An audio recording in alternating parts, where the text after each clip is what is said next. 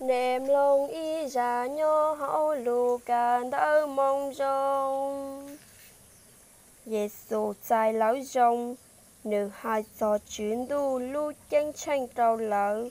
Thiên Giê-xu khó chó ủa vạ giò nữ, thậu lưu nu dũa bông kho.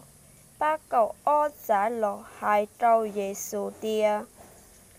Có trọng si tró mù, lỡ thiệt tàu kế mùn thiết trao so, thiết diệt xứ nọ hấu chó gió thiết tê chén đua tê, ua chỉ đê in gìn tạo no.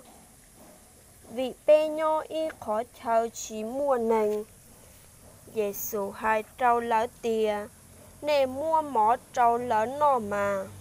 Chó thư tị hai tìa, bê chúa mua chi luôn chúa mó thiết o tún chế sư. Chuồn chai tìa, bê hò mùa rau mó trâu tá trọng nành no. Vị chó nành tuần đỡ mùa rèn đỡ chi xe lành dí nành. Giê-xu hai trâu chó thư tị tìa, nè cọ lá rau ua tê bào chi cháu lành ua kê. Chó thư tị ua trả ly Giê-xu hai, lỡ cọ sáu đỡ rau. Giê-xu túa chi luôn dúa mó thiết o tùn chế.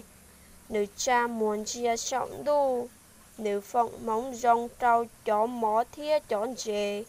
Nữ muôn đài, nữ mua trâu chó thư tị gọi chế trâu trọng xí no. Sáu đỡ no mó, sáu đỡ trâu tà. Lỡ khởi tê sa mó sệ bú cậu o tơ.